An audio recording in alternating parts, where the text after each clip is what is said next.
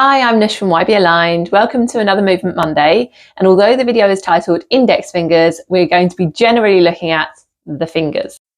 This picture shows the bones that are in the hands, and the ones in purple are your finger bones, also known as your phalanges. In these four fingers, you have 3 bones, and in your thumb, you just have 2. When it comes to movement of the fingers, we want all of the joints to be working together in order to get the optimal movement level. An interesting thing to note for this video is that my fingers don't actually fully straighten. I've had that since I was a child. So when I'm demonstrating things in this video and I'm doing this, that is as straight as my fingers will go. So please bear that in mind. So what does movement of the fingers look like? Well, in our sagittal or side-on plane, if I curl all my fingers or close my fingers, that's called flexion. And then if I open them or straighten them, that's extension. And you can see if we focus in on one finger, that all of the joints are flexing to make this movement and all of the joints are opening or extending to make this movement. And then in our frontal or front-on plane, we have got abduction, which is where the fingers go away from each other, and we've got adduction, where they come in towards each other. There is another movement our fingers are capable of as well, and it's called circumduction, and it's literally the drawing of a circle with our fingers. I'm not going to focus too much on that though today, and there is individual movements to the thumb, but we're looking at the main fingers, not the thumb today. If you find it a little struggle to move the hands or the fingers in the sagittal or side-on plane, it's worth having a little look at what the wrists are doing. What we would ideally want to see is when the fingers are flexed or bent, the wrist will be open or extended, and when the fingers are straight, we're probably going to be more inclined to flex the wrist. Give it a try yourself. Start with flexed fingers and just extend that wrist, really open it, and then straighten your fingers and try and keep that wrist extended. It's really hard to do. You'll see as I straighten my fingers, naturally this joint starts opening and the front of it actually starts closing. So our fingers and our wrists are actually connected. Now that we know about this connection between the fingers and the wrists, we're actually going to use that as part of our practice. And this is inspired by the wonderful Helen Hall. Please do go and look her up if you don't know about her already.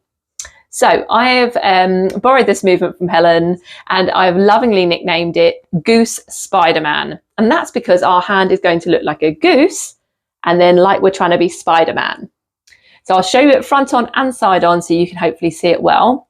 But we're going to start in the goose. You're going to have all your fingers straight. So each of the joints, straighten them out as far as they'll go. And you're going to just tuck your thumb underneath. So like you're trying to make a beak with your hand. And we're going to really flex or bend this wrist. And you might just want to hold up your elbow to support your hand when you do this. So we've got our goose. And if I turn to you front on, I'm now going to take my thumb out to the side. And I'm going to let my thumb head towards my knuckles. So it's going to do this, and it's going to turn my hand so that my palm is now facing the ceiling. And as I do this, I'm going to naturally find that my fingers want to start curling or flexing, but my wrist is extending. And I want to think about the reason we call it Spider-Man is if I was Spider-Man and I'm trying to shoot my web out of my wrist, I want the wrist as open as possible. So I'm going to let the wrist come back, and I'm letting these fingers just all curl. And remember that each of the joints of the fingers wants to curl. And the wrist is still, the thumb is still out to the side at this point. And then I'm going to take the thumb and I'm going to let it come over the top of again. So over towards here. And as I do that, I'm going to straighten out my fingers. And I'm going to tuck my thumb under into the goose. And then I'm going to really let this wrist bend. And you should feel that allows you to really straighten out the fingers, and it stretches all the tissue on the back of the hand. And when we come over the other way, we're letting the fingers cup, the wrist extend. So we're getting a nice stretch here, and it's allowing the tissues in the hand to just flex and curl. And that is our Spider-Man and goose movement.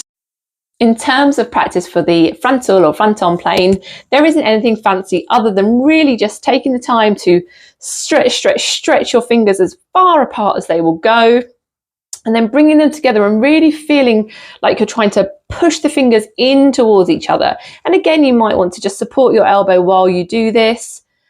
That's going to be your best way to feel into this. And you can even just move the fingers side to side manually should you want to get a little bit more movement in those joints.